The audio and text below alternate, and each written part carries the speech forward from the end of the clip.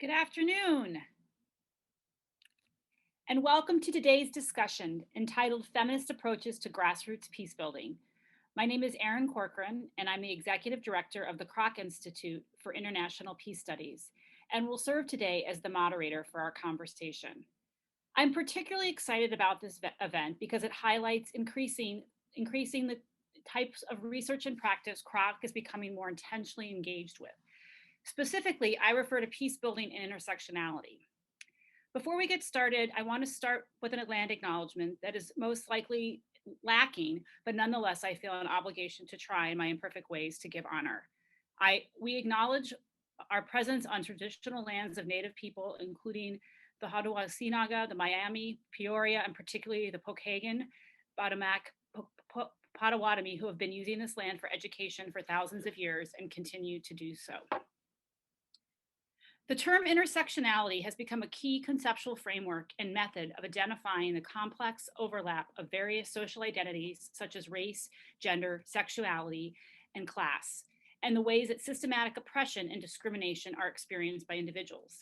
The concept was originally introduced by Professor Kimberly Crenshaw Williams in her 1989 paper, Demarginalizing the Intersection of Race and Sex, a Black feminist critique of anti-discrimination doctrine, feminist theory, and anti-racist politics.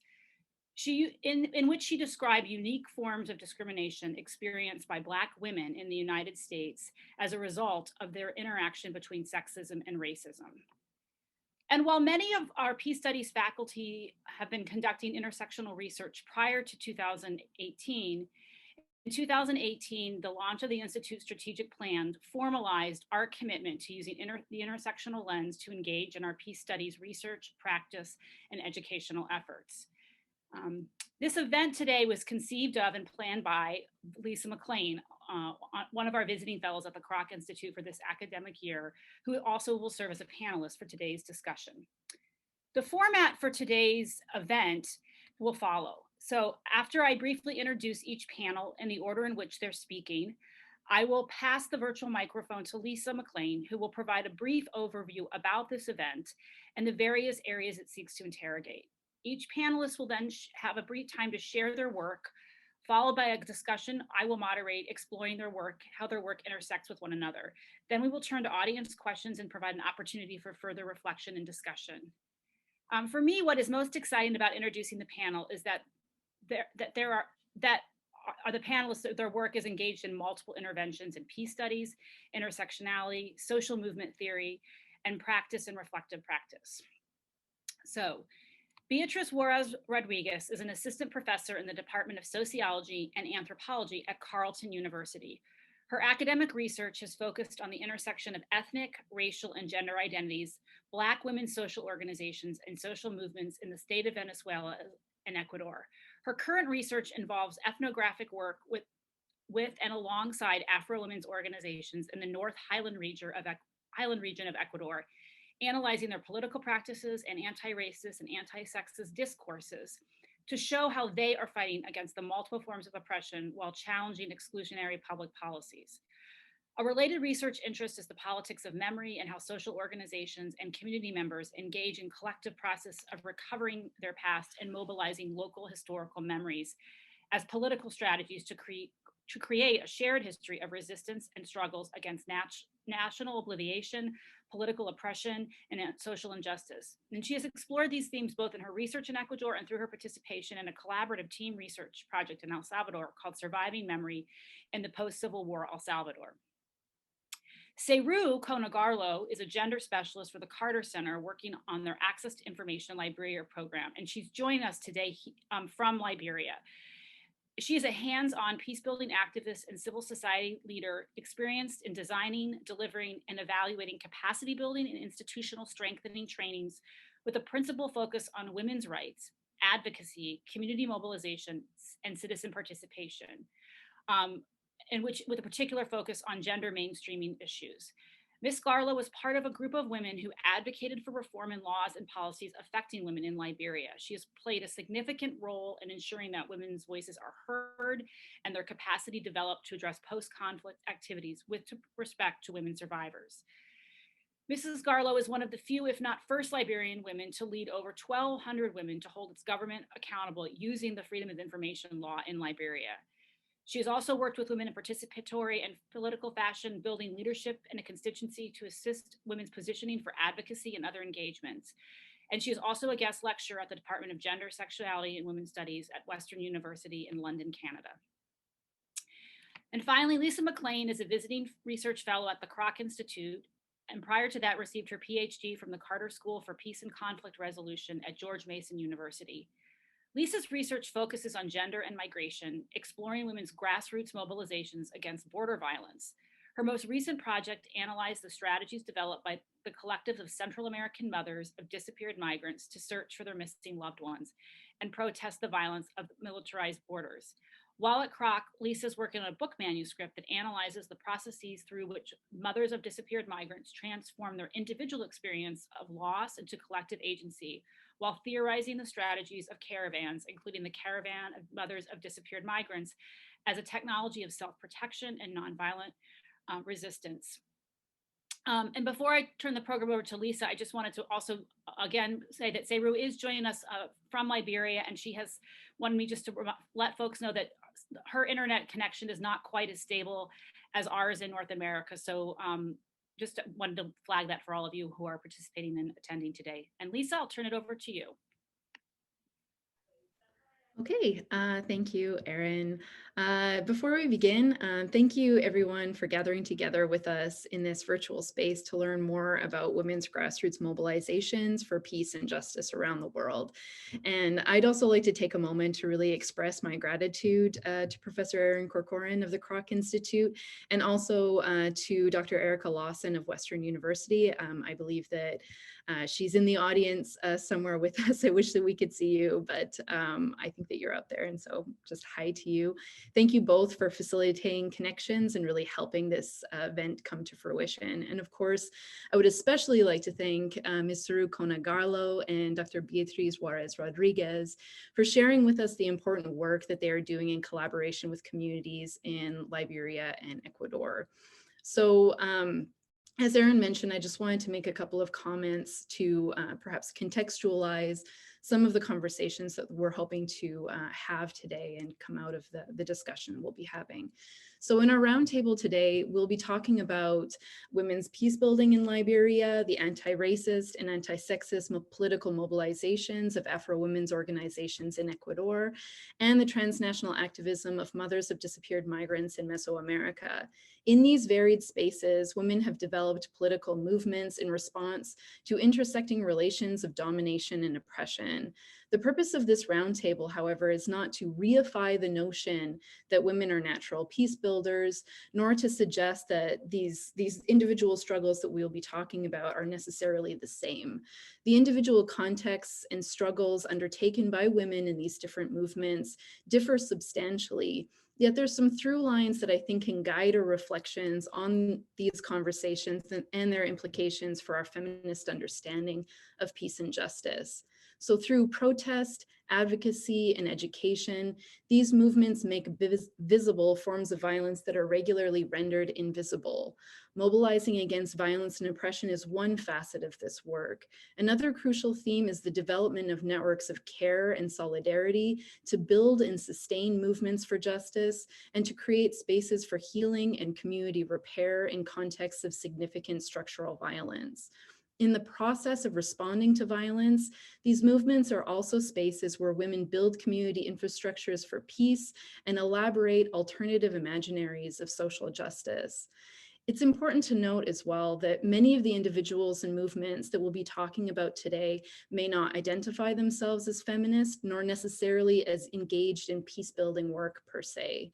With that in mind, our conversation will be less about identifying each one of these movements as a concrete example of feminist peace building than asking what implications these movements have for our feminist understanding of conflict and peace. Bringing into conversation these geographically and politically distinct women's movements offers us an opportunity to gain an appreciation of the particularities as well as the potential interconnections between locally situated struggles for peace and justice. And so just a remark on the organization of our roundtable today. We had initially planned this event to be a conversational exchange of ideas between ourselves, the panelists, and those of you in the audience. However, this event generated such an overwhelming response that we decided to switch to a webinar format, which unfortunately puts a bit of distance between ourselves and those of you in the audience. With that said, it's truly heartening to see such enthusiasm for feminist work in peace studies. So thank you all for coming, and I really look forward to hearing your questions and your comments a little later in the session. And with that, I will, as Erin says, turn the virtual microphone over to Beatriz to introduce the research that you've been doing in Ecuador. Thank you so much. Thank you, Lisa and Erin and Cerue, actually, all of you for inviting me to talk today. So I'm going to briefly give you like an idea of what's the focus of my research. I'm going to share a PowerPoint presentation. I hope that all of you can see it. So my research focused on actually like in Blackness, state and gender in contemporary Ecuador. And I actually pay attention to Black women in Ecuador as a political thinkers and yeah, as a political subject and thinkers. And I analyze their anti-sexist and anti-racist discourses and practices, right? And for me, it's really important to, like, my aim is to think with and alongside these Afro women and that actually decided to share their ideas and experiences and stories with me. So just to give you an idea, the focus of my research is, I was working with members of Konah and their political practices. And Konah is a national coordinator of Black women in Ecuador. That is actually an umbrella organization that is comprised of different grassroots social organizations in different provinces in Ecuador.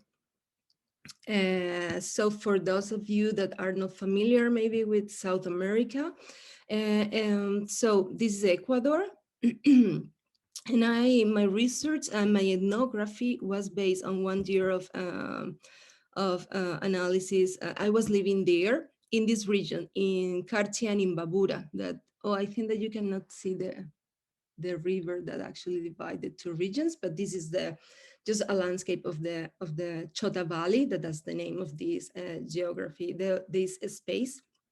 So my focus was, I was working with Konah, Carchi, and Imbabura, that is at the northern, they are located at the northern highland of Ecuador. And this Chota Valley is a population of former enslaved population and Maroons who escaped from the sugarcane haciendas. So Konah, as I said before, they are an umbrella organization, and the grassroots organizations and their political agendas actually are connected or nurture the national political agendas.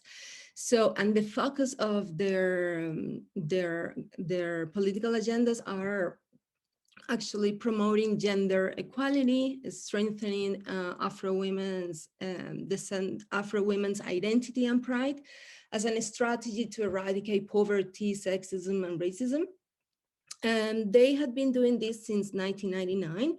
They had been fighting against discrimination, exclusion, violence, and challenging the masculine authorities at the local level in their communities, but also within the Black social movement itself, and actually also within the state, the national state. And something that is key for them is the political participation. And by this, they are trying to open in spaces of negotiation with different state agents, but also members, workers of NGOs, but local leaders too. They're trying to visibilize their realities, their problem, but they're also seeking for resources and trying to make part of the decision-making process at the local, regional, and national level. And their agendas are divided in different topics, like ethno-education, that is about education for Black people, thinking like it's an education that is based on the history of Black people, and they are trying to actually change the national curriculum in Ecuador. Also, they focus on capacity building, trainings, public health, culture and identity, land and territory, and gender violence. So my ethnography among these different social organizations that are part of the Konah actually placed Black women and their lived experience at the center of the analysis. And I focus on how they are resignifying their past and theorizing their present and imagining their future. And how this allowed me to actually interrogate the texture of the political, right, from the perspective of these Afro women, and how they are mobilizing different strategies at different levels to fight against the intersection of different forms of oppression, race, gender, and class, but also age in some, and disability. They're actually incorporating that too now. So my ethnography shows how they are actually developing a web-like actions and projects to transform oppressive structures. And here, I don't know if all of you can see, there is here one of the projects that they developed like a few years ago is a project called Sowing a Culture of Peace. And you can see this political event, and maybe we can talk about that later, but this is actually an example of how they are mobilizing, embodying like different political acts to actually challenging some representation about Black women as a violence, for example. Right, and also denouncing to the media the violence that they had been suffering from the state. So, and I just want to finish this brief presentation by saying something that one of my research collaborator, Barbarita Lara, said to me at some point when we were having this conversation about like the difficulties that they were facing and why they were doing all the different projects that they were doing. And she was saying that we are developing a culture of peace and resilience that we Afro-descendants of the diaspora need after having been painfully and violently brought from Africa to this ancestral land. And with this, I just want to like highlight how these social organizations are calling for like paying attention to how like the struggle for peace have to be in relation to a struggle for racial justice, right? And in relation to violence that was the structural violence since slavery. So I'm just going to leave it until like here to here, and I'm going to stop sharing. And now I just will turn the virtual microphone to Cerue.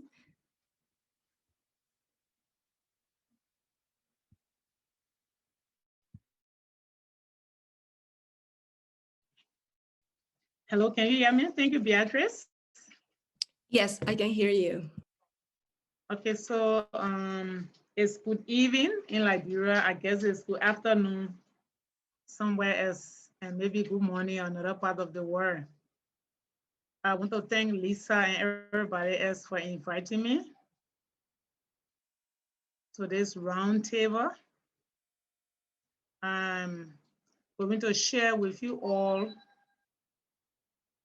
my experience with the mass action for peace in Liberia, what we did as women to call the different warring factions, the world as a whole, attention to the sufferings that was taking place in Liberia, the different dynamics of the conflict, how the different dynamic affected women and the greater society. So I'm going to talk about that.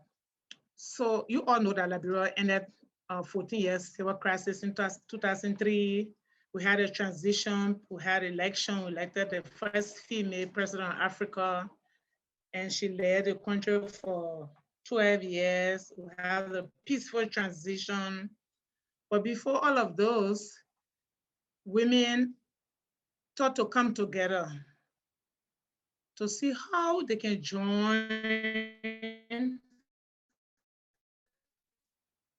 other people, to see how we could enter the conflict in Liberia. Because as we all know, in the normal so-called peacetime,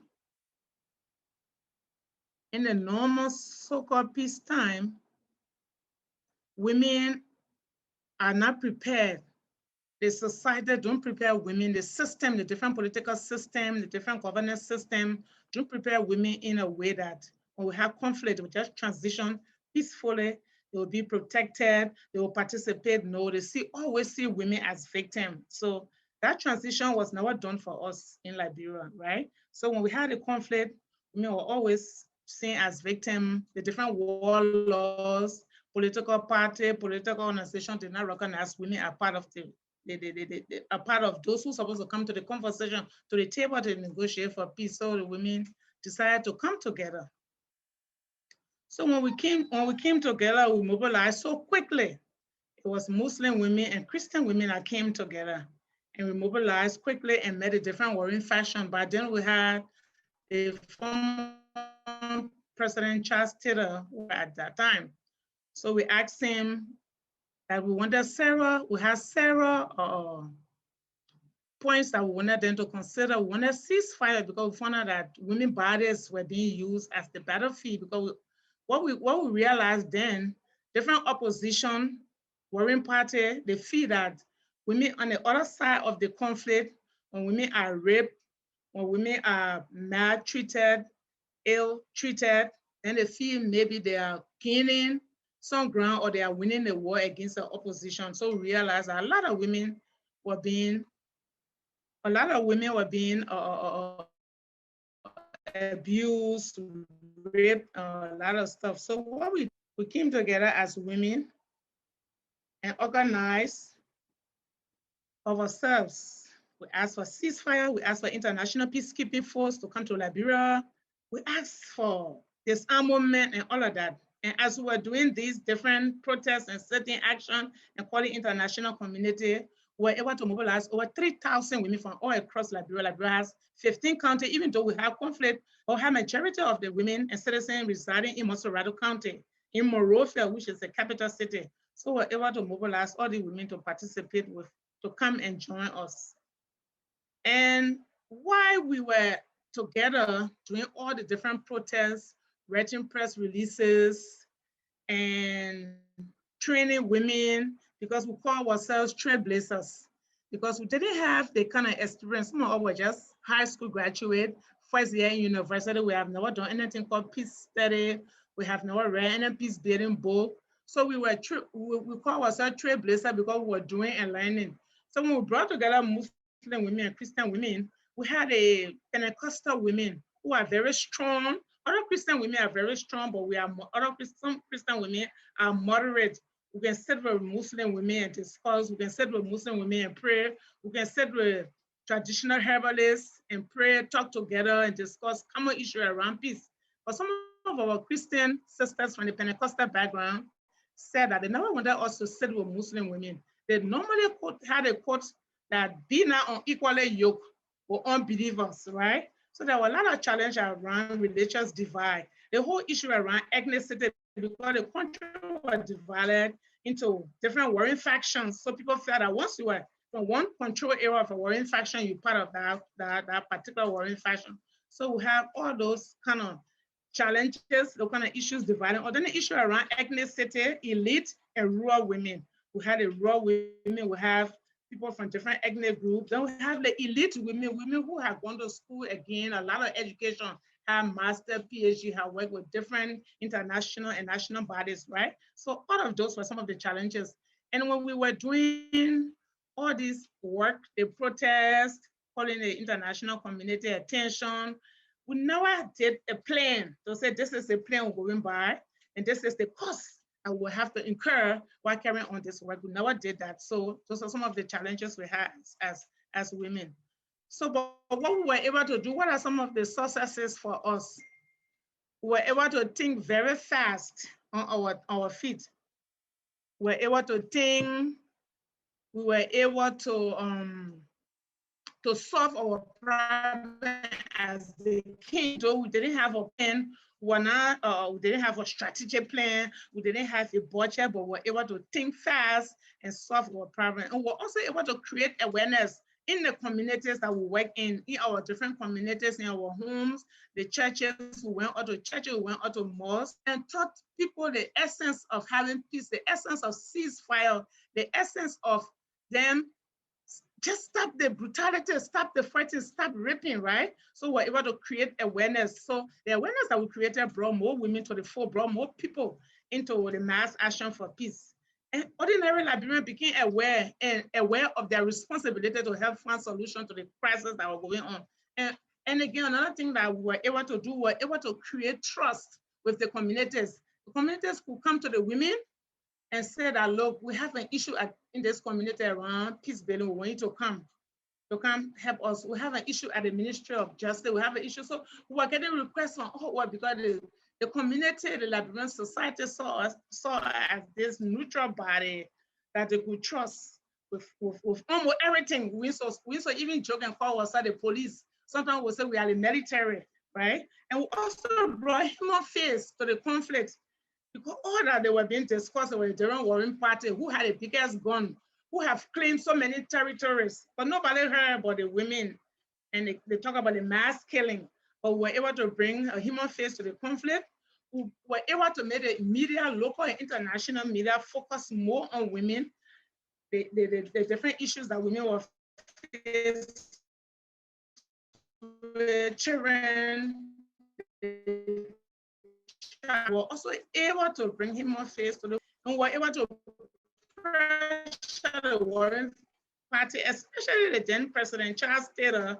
We were able to pressure him to attend a peace talk in Accra, in Ghana, because he has said he was never going to go to any peace talk at the time. And one thing we were also proud of as women, all of our demands that were made to the president then, all of our demand was met. Right, they were able to deploy international peacekeeping troops. The UN at the time had the biggest peacekeeping mission in Liberia. They were able to disarm, even though the disarmament, the DDRR disarmament process, but we still have the effect now. The society is so traumatized and agitated. Every little thing hurts everybody, and people get at each other. Even the political space is not even as safe for women to participate, because it's not level, it's not safe because of the trauma that people brought forward after the war that were not properly addressed during the interim period. Then, as I said earlier, we consider ourselves to be trailblazers of peace, because we're learning and doing. We never had an educational background, we have never had an experience in peace building, all of that. And we were learning as we were doing and living for, and we were also able to tolerate each other. And we were able to learn the deep listening skill, because when we listen and we gather information, we were able to act. And one thing we did as women, while we were doing all the training, the mobilizing, and doing the advocacy, we were able to share whatever we had. We share our clothes because there were displaced women among us. We were able to share our clothes, our food, we were able to share water, and we were also able to provide counseling. Another thing we really did, we were able to share love each other, listen to each other, share each other's story. I remember we did candle night, what we call sharing of the weight. It was a space that women came together to be able to share some of the stories that some of the atrocities that were committed against them during the war. And we also found out that women were really committed to ending the war. And yes, we contributed towards ending the war. And we also were able to contribute to having lasting peace in Liberia. And we were also very persevere. We were persistent, we were committed. And because of all those values we had and attributes, we were able to achieve what we now have in Liberia. And one thing we didn't forget, we were able to account for each other. We were accountable to each other over resources, over ourselves, our family. If one woman family had an issue, we were able to sit down, brainstorm around the table, and we were able to contribute. And I also want to say, because the war laws in Liberia were never held accountable, so it has taught the young generation, some of the young people that you can commit any kind of atrocity and go with impunity, no punishment, no accountability. So right now our society in Liberia is so lawless. And we feel the impact as women because rape is on the increase, sexual harassment for job, sexual harassment, almost all the spaces on the increase. I mean, domestic violence is on the increase because people are not properly de-traumatized because of trauma. A lot of men don't have jobs, so they vent the anger on the women at home. So because of there wasn't a proper closure to the Liberian conflict. So the after effect is now seen in a society where we see a lawless society. And when you have a lawless society, who suffers most? Women are the ones who suffer most because they are everywhere in our society. Women are in the markets, they're in the informal sector. I mean, so one lesson I have come to realize that we always, as women, maybe it happens in other part of the world, but in Liberia, we always have to justify our inclusion into everything. In political participation, you got to be explaining why. To get a master's degree, you got to explain why. To get PhD, you got to explain why. To have access to every facet of the society, women always have to justify their inclusion because of inequalities in our system. Our system are not structured in a way that everybody will benefit equally. No. And because of the entrenched culture and traditional belief that in our different society here in Liberia, it even add up and compounded the situation that we are faced with. So this is what I have to explain. This is my experience. So I just want to say thank you. I turn it over to Lisa. Okay, thank you so much, Beatriz and Cerue, for your great presentations and discussions of these really important movements. And I just feel so honored to be in conversation with you both. So I am just going to quickly share my screen here so you can see my slides. I'm going to really briefly try to just introduce the subject of the research that I've been doing over the past couple of years so that we can start in on the discussion and the questions portion of this event. So from 2017 to 18, I conducted a multi-sited ethnography focused on the local and transnational activism of collectives of Central American mothers of migrants who disappeared while attempting to attempting to journey through Mexico on their way typically to the United States. For this brief presentation, I've chosen the title "Sowing Life in Place of Death," which is actually a quote derived from a manifesto produced by collectives of mothers of disappeared migrants from Central America, the groups that I was working principally with while I was conducting my research, in collaboration with collectives of mothers of disappeared migrants from North and West Africa. So this gathering took place in 2018 during the World Social Forum on Migration. And I was fortunate enough to be in attendance at this really important event. So the reason why this phrase, sowing life in place of death, stood out to me in and amongst all of the really important political demands and statements that were made within that manifesto of the mothers of disappeared migrants is that it really serves as a distillation of the political strategy and goals of this movement of mothers of disappeared migrants.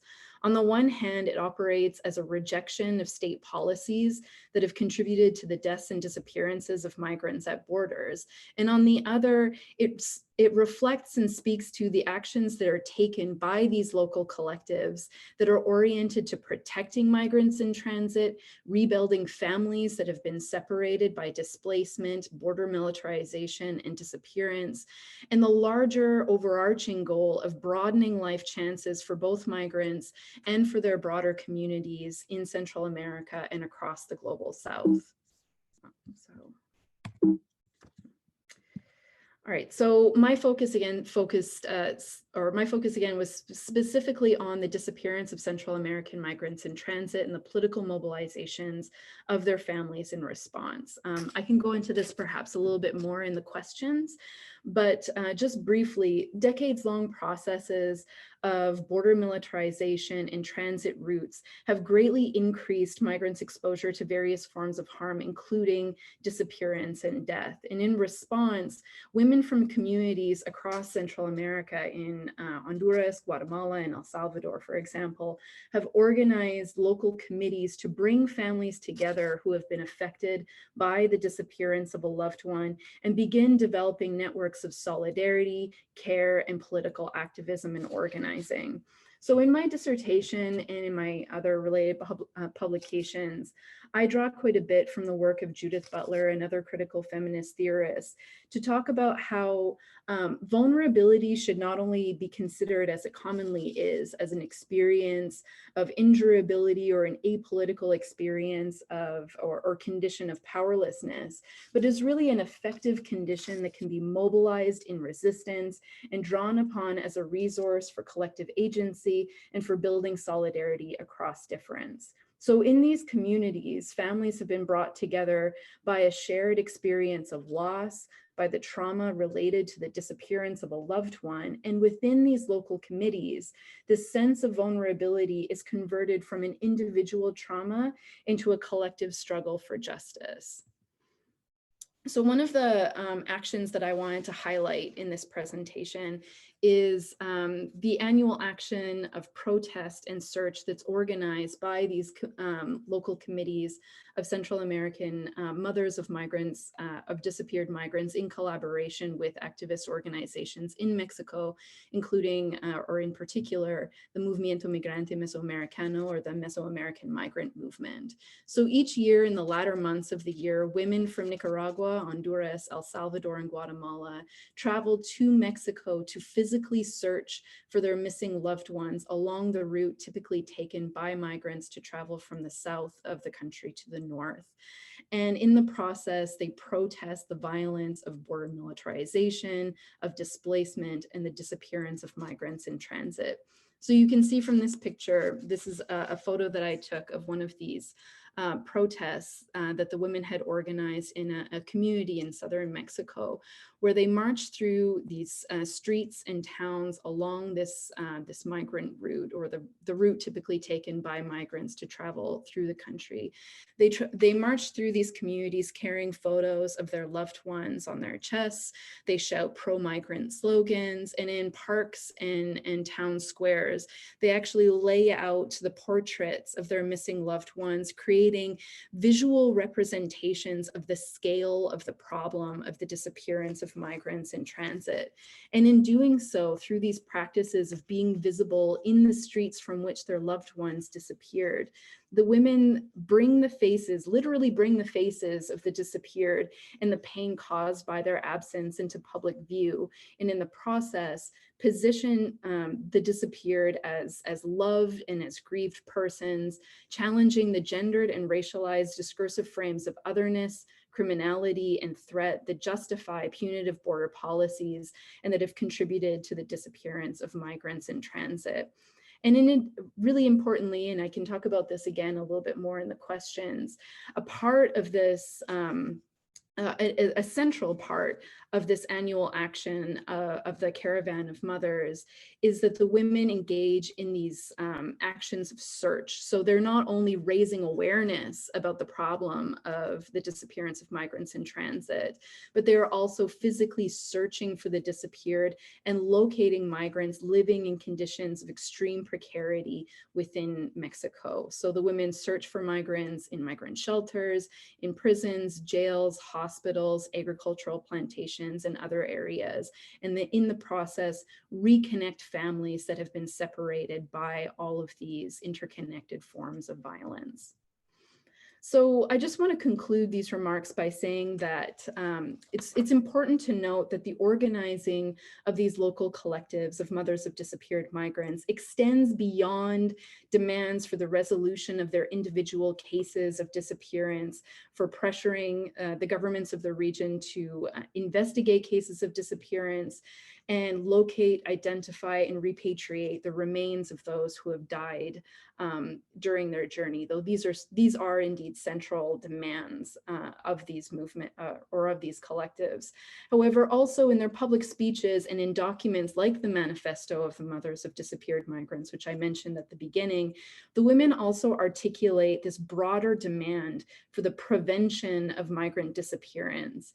And I think this demand for prevention is really significant and is an indication of the radical politics of these collectives, as to prevent the disappearance of migrants really requires a fundamental transformation of the interconnected political and economic systems that produce global precarity and these discursive frames of otherness and threat that normalize migrant death and suffering at borders. So for example, within this manifesto of the Mothers of Disappeared Migrants, they identified from their own lived experiences these interconnected forms of violence and precarity that result in displacement and in the disappearance of migrants, including the militarization of borders, gender-based violence, femicide, neoliberal economic restructuring, the displacement of indigenous communities by extractive mega projects, racist and sexist discourses that position migrants as criminal threats,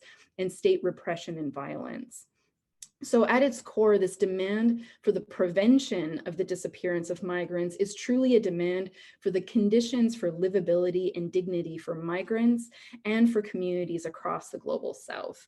So just so that we can move on to our discussion and questions and hear from the audience, I'll turn it back over to Erin Corcoran. Thank you.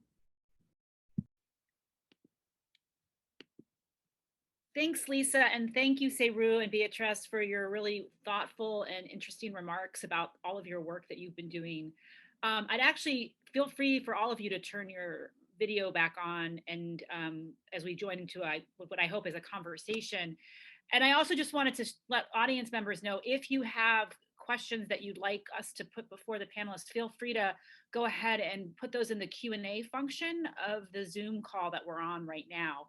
So the format for this is just, I'm just gonna add, first just start with a couple of broad questions that I hope that you all can engage in with one another. And I'm sort of thinking about drawing from Lisa Shirk's definition of peace building broadly conceived, which includes efforts to produce, reduce, transform, and help people recover from violence and injustice while supporting the development of relationships that can sustain more just and peaceful futures. Which that means this involves a transformation of relationships and also the transformation of institutions and structures, which you all sort of touched on when you talked about your various projects that you've been engaged in. And so I'm wondering how might attention to the women's movements that you each have worked on or worked around work to enrich our understanding of how peace is or how peace should be built?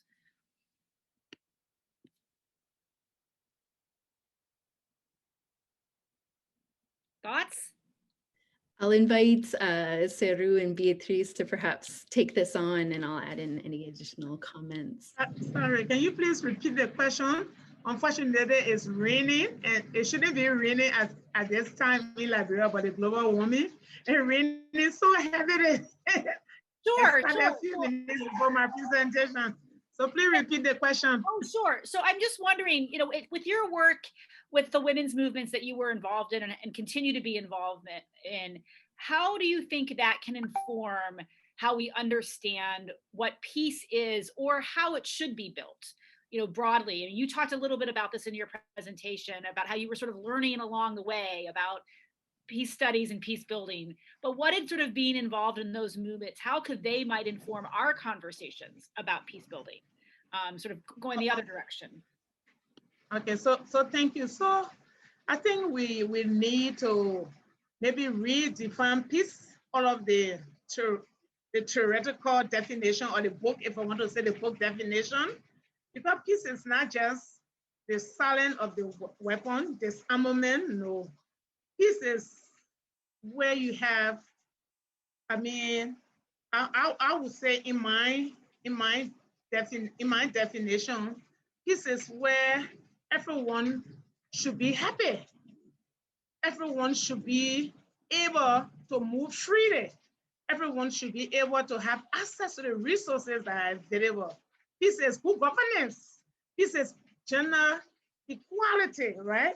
All the inequalities, all the barriers, the system that are set up that stop women from achieving the optimal goal should be broken down. For me, this is what we call peace.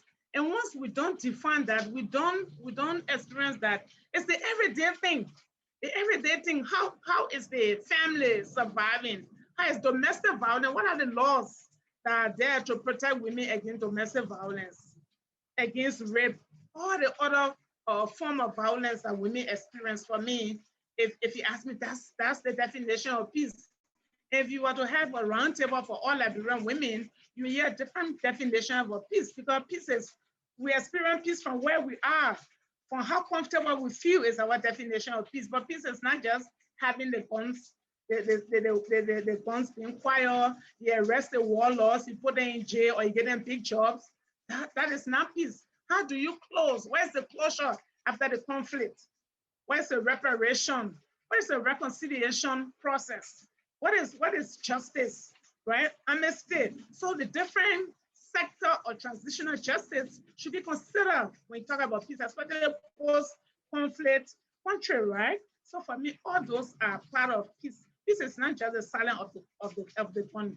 That's why the UN, a lot of people feel once we disarm, we do the DDRR in 6 months, we put a point in barracks, we do security sector reform, bam, then we have peace. But what happens after that? What is the measure you put in place to stop what had happened in the past to occur, so not to occur again? What's the measure you have put in place? All of those should be considered for me. Thank you. Thank you. Others? Yeah, maybe. Yeah, I just have like few things to say. Like from like, I think that based on my ethnographic experience and conversation with Konah and all these grassroots organizations in Ecuador, where racism and different like for like violence, like different form of state violence is very present, right? And what I was saying that in this Chota Valley, that is where they are, actually it's like racism is structural, right? And all over the world, but in Ecuador is very particular. That is actually, when we think about Ecuador, we're thinking about like indigenous people, right? Or just mestizos. So that I just wanted to highlight that. And by saying like, when I was actually like thinking about this presentation, and when Lisa invited me to participate here, I realized like the centrality of the discourses of peace, right, for Konah and their anti-racist discourses and practices. Because actually when they are saying that they are sowing a culture of peace and that they are developing this culture of peace, and is in relation to like seeking for racial justice, right? But when they are talking about this, they are, as a political practice, they are actually like enacting like different, like a social relation, like they're actually like all their political practices are based on ancestral and cultural practices of managing conflicts that actually is fostering non-hierarchical relationships based on solidarity. And solidarity is something that is key, right? And from feminism, Black feminism, that's important to see like the potentiality of transforming social relations, right? That actually solidarity has, and is key for Black women. And I think that that's very powerful in the way Konah is actually understanding their mobilizations to actually transform some power structures in Ecuador. So I don't know, I'm just going to leave it there. And I don't know if I can explain later, maybe this sowing of culture, but sowing of culture of peace, but yeah.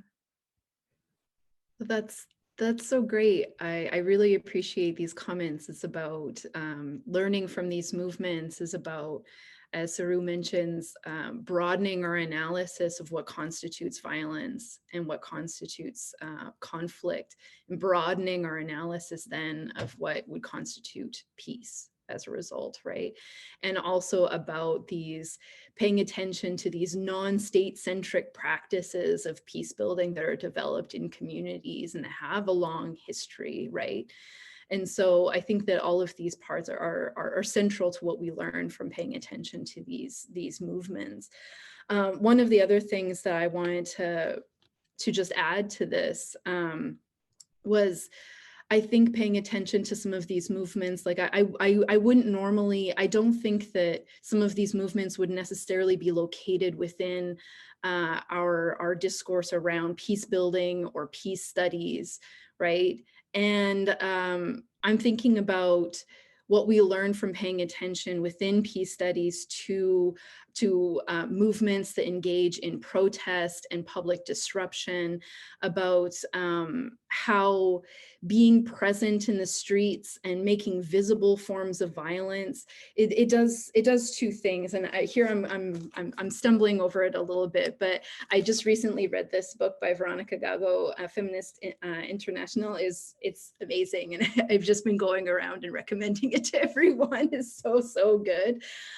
Thinking about the importance of visibility and rupture, how these movements make violence that is otherwise invisible and make the interconnections between these various forms of violence visible on the one hand, but also provoking a sense of rupture of what it is that we are actually seeking to achieve and to work towards in movements for peace and justice. So for example, with the mothers of disappeared migrants, on the one hand, this movement is very directly about responding to the violence of borders and demanding things like the investigation of cases of disappearance and demanding the end of the criminalization of migrants. But when you pay attention to the political discourses that come out of this movement, and you take seriously these women as political agents and as agents of transformation, you also can hear these other discourses about demands for transformation that take into account all of these intersecting forms of violence that provoke displacement and that cause or that result in the disappearance and deaths of migrants at borders. So there's really transformational demands that are at the core of many of these movements, or in the sense, all of these movements that we're talking about today. And I think that this really expands the scope of what peace building perhaps is or should be about when we pay attention to the ways that women are organizing at the grassroots. I'll just Great. This is actually great, because this, I think, is going to start to tie together some of the other questions I was thinking about, as well as things we've had come in from the audience. And so I want to start with something that just sort of jump off from where Beatriz was starting with, which was around sort of solidarity, right? So one of the questions that we had from the audience was that often oppression relies on the lack of solidarity, right? And so speaking across the different locations that you all are in, how do you think about these bridges and spaces of partnership and co-creation and building solidarity? And then a related question that's come in a couple of different ways, and mostly I think using your examples, Cerue, that you had illustrated in your talk, was how were you able to create solidarity across elite and rural, or across Muslim and Christian? What were some of the tactics that you engaged in to build that solidarity, understanding that there's power in solidarity? So I'll just let you guys kind of take that and go from there. And I think that kind of hits at a couple of different questions that the audience's members have submitted. Okay, so let me go for, okay, so I think when you starting a movement, like we refer to our movement as a virgin movement, right? So we were inexperienced women, we're not in political parties, we're not in the government. So that alone brought a kind of new face that gave hope to the different warring parties and the population. So the women are young, they have mixed rural women, they have elite, right? And so we can trust them, right? So I think it's one thing that made us a kind of successful because we were new to the political landscape. So peace, I mean, to every, if you want to say, every level of the society, we were kind of new. Nobody knew me then. Nobody knew Lema Bowie. Nobody knew Sisi. I can go on naming those women, right? So people say, the women don't form part of any political party, any warring fashion.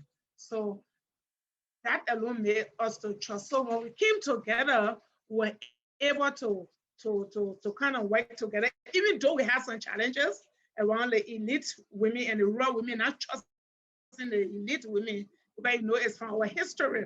We have the whole Congo and the indigenous people, the American Liberian ruled Liberia for 147 years. So it had, some women had that at the back of the mind. So they call the Congo women the elite women, right? So they were there, but they were not at the forefront. So the strategy we used, they were not at the forefront. They had the experience. We would go to them for advice, but we didn't take all they gave us. We took the pieces of advice that we felt were going to move the movement forward. So we took them to us, and we didn't feel comfortable. We didn't take those pieces of advice from them. So that was one thing. Another thing we did, the Muslims have always been marginalized in Liberia and other groups, right? So we brought in Muslim women, right? Muslim women to go into the church, Christian women to go into the mosque and do advocacy and talk to religious leaders, even though our sisters from the Pentecostal churches left. Some of them left us, but were able to bring the Muslim and Christian women together and even made us even stronger. So we used our link and we brought in some teachers, so university professors, right? I remember when we sent a delegation to Cerue, because Cerue was where one of the rebel leaders were established, our next door neighbor in West Africa. Cerue is just on the western side of Liberia. So one of the rebel groups were established there. So we're able to send a delegation to Cerue. And the rebel leader said they were not meeting our delegation, but guess what? When they saw one of the teachers who taught him in high school, one of the female reverend, he said, oh, she's my teacher. I can't disrespect her, right? So all those strategies kind of work for us. We didn't plan them. We didn't have them. As I said, we were doing and going. We call ourselves trailblazer, but I think it's worked. And now people can adapt. If what worked in Liberia may not be able to work in America. May not be able to work in the US. May not be able to work in Ecuador, Guatemala, Bangladesh. But I mean, you can tweak the strategy and maybe it will be able to work. So those are some of the things that we did as women. And we saw this gap.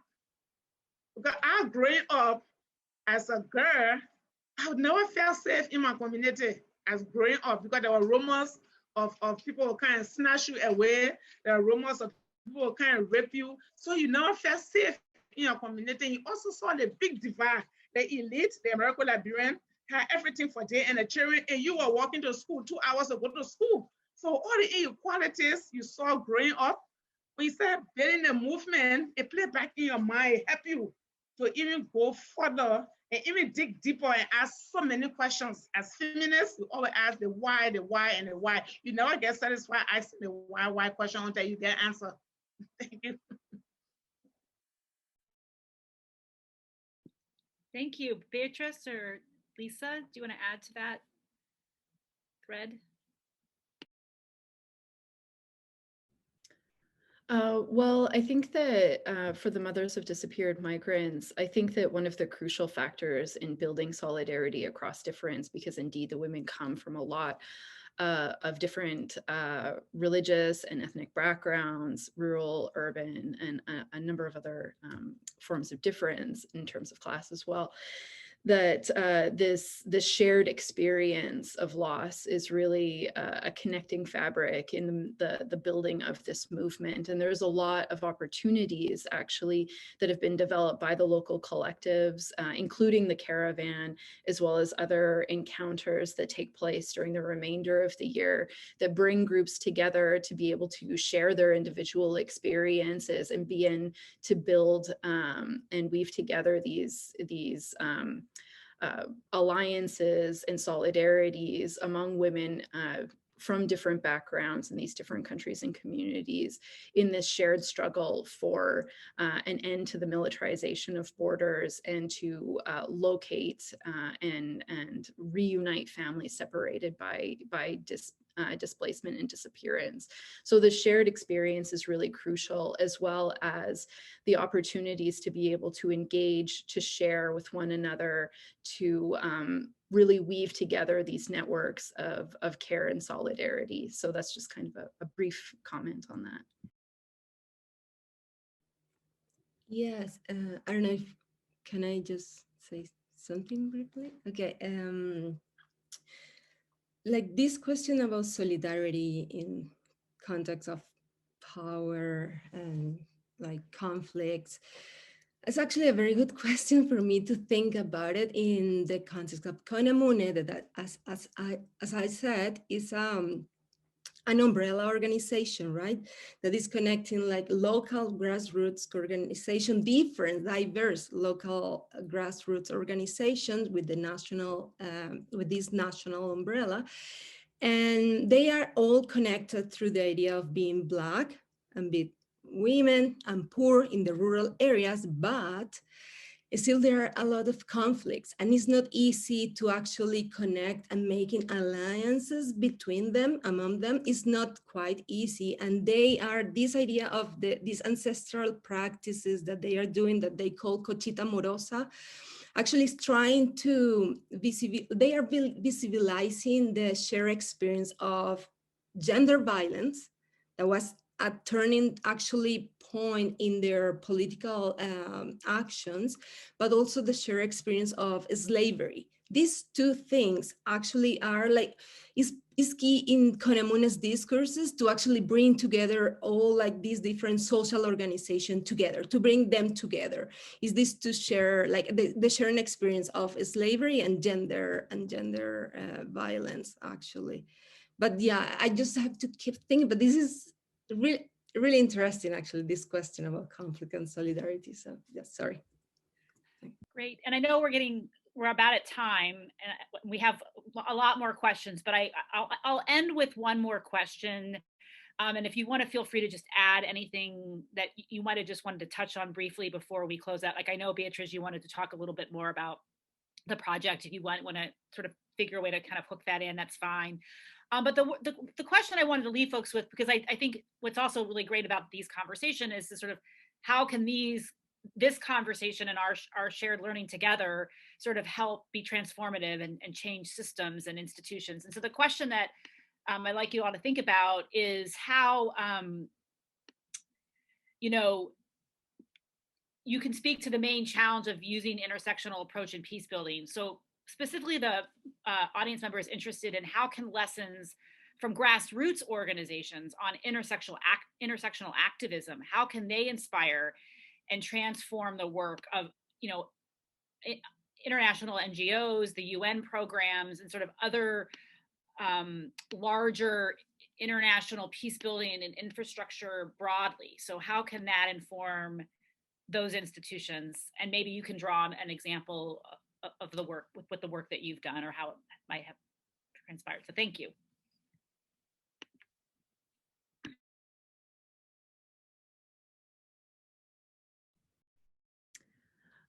I don't have a fully formed answer to that question. I think it's a really hard question. I think partly with the movement that I've been focusing on, or this movement of mothers of disappeared migrants, it's a bit of a hard question to respond to, in that, and I think that this is shared in many ways with the other movements that we're talking about today, is that these movements are sometimes speaking to and directing these kinds of demands and critiques relating to intersectional forms of discrimination and violence and oppression. Sometimes these are directed at the state, and a lot of times they're against the state, exceeding beyond the state. So thinking about how we can apply lessons learned from grassroots organizations that are oftentimes mobilizing against the state is a bit difficult to imagine how this is necessarily or neatly applied directly onto international organizations that are necessarily working with states. So I think it's a little bit of a challenge in that sense. Like, obviously we can expand our analysis of what constitutes violence and the interconnections between, for example, gender violence and racist discrimination and violence, and neoliberal economic reforms that have provoked such insecurity and hardship around the world. Yes, those critiques can be expanded, but I'm not entirely sure how an agency like the United Nations, and maybe this is just my my lack of imagination, I'm not sure how an agency like this would necessarily be able to embody really transformational demands like this, because it requires a transformation of these systems and of these relationships between states and governments and organizations and communities. So maybe I'll pass it over to my other panelists who maybe have a bit more imagination than me. So yeah, I want to say something that it still is really hard to imagine how actually we can think about like transformative movement from the top down, right? Kind of is actually hard. So I'm going to maybe reframe not the question, but my answer to that, just by highlighting the fact that I think that ethnographic analysis of Black women's local projects, for example, can actually help us to have a critical approach to liberal aspects of peace building, right? And this local turn that is connected to neoliberal projects, right, in which actually peace building is encouraged, but also following neoliberal agendas, like in Colombia, right, that this neoliberal agenda of decentralization and incorporation, trying to incorporate like rural communities and Black communities into the agrarian market, right, and these actually result in the politicizing the peace building process and contributing to just maintaining the status quo. And this is really important. So that now that I've been said that, I just want to add that Konah, I'm just going to talk about again to Konah. I think that they actually inviting us to think about the importance of the local, right? And the importance of this grassroots movement, but the importance of the local, right? Beyond this local turn imposed from the top. Because for them, for different members of Konah, the local is actually a means of emancipation and transformation. So they are actually engaging with the states, right? And they are actually trying to be part of a decision-making process there, but they are also negotiating and finding a space to negotiate with NGOs that have a clear neoliberal agendas, right? But the focus of their political projects are all the time placed at the local level, right? Like when they are thinking about developing capacity building training and workshops, is based on their communities. When they're thinking like transforming the relationship between teachers and students, is in their communities. And from there to start thinking about like how this can actually make changes to the, for example, gender violence in these communities, and how from this we can actually start making some transformation. And the emphasis that they actually are placing on the local, on the reality of their communities, is based on a deep understanding of the limitation of political participation in neoliberal context, where actually participation is like, can generate dialogues, but doesn't necessarily transform power hierarchies. So they are actually very aware of this, and they are like trying to like to focus on the local, but from there actually making just not just visible, but trying to actually make some transformation, clear transformation, like at the school level, that actually is going to change the national curriculum, but they begin from the school in their communities. You know what I mean? So that's exactly what they are doing. They have been doing, and they are all the time playing like with state, but also with NGOs, with local communities. So they are like creating these web like actions to actually navigate all these opening and opportunities in this neoliberal context that actually constrain their actions, right? I don't know if that makes sense, but yeah. Cerue, did you just want to say one thing in closing before we have to end this amazing conversation, which I would continue on with? Yeah, okay, so to see how the grassroots women-led organizations can, or the UN and international NGOs can learn from them, take on some of the work. First of all, sometimes, depending on the country you're operating from, women peace builders are seen as collaborators of warring party because you talk to all sides. So first of all, they don't trust you sometimes. And again, these international organizations, UN agencies have the agenda, right? They come with a perceived notion that they bring in all the experts who come on the ground to do all the work. And who are these women, right? So sometimes, yes, they don't take into consideration our suggestions. But we have a saying in Liberia, we say when push comes to shove, when it really becomes difficult that they can't achieve their goals, then they come to these very women at the community level to have conversation. It will really pay key attention to the everyday peace building issues at the community level. The UN wouldn't be spending millions of dollars, and you can account. Billions have been spent in Liberia, but you still come your poverty is on the increase, rape is on the increase, right? But they don't take, once peace building is successful at the family level, at the community level, it trickles up to the highest level. And a lot of resources will be saved to do a lot of other things, right? But because they don't lay emphasis at the grassroots level, at the family level, at the community level, we don't achieve what we want to achieve. We'll be going on, you and I will die, new generation will come to talk about peace building. And if we were to come by the creator of the universe to say, see, we'll be asking ourselves, at the peace building work for over 30 years, when am I seeing here? Because violence continues to increase, and because they're not listening to grassroots people, especially women. So sometimes I ask myself, why would these people trust women with pregnancy, right? The man will have sex with you. Some people plan pregnancy, have sex pregnancy for 9 months, and they trust you to go lie down on the delivery bed and have that baby. And they trust you to raise the baby or the children, right? But yeah, they don't trust you with anything else. So it beats my imagination why you would trust me with life, but you don't trust me with political participation. You don't trust me with ministerial job. You don't trust me to be a mathematician. You don't trust me to be engineer, to be pilot, become a woman, right? You don't see, when it comes to all the other work, they don't see you. They don't see the potential. They don't see your brain. They only see vagina in your face as a woman, right? So that's the question I always ask. Why you only see vagina here? And you see having children here in my face, but you don't see me as a professional person. And I am a professional person, but it's the system.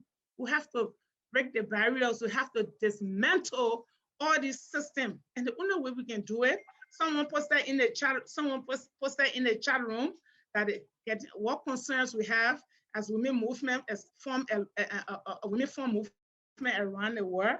But you better be happy that women have now established a lot of rebel groups to take our arms. Because when women say they want to do something, they will do it perfectly, right?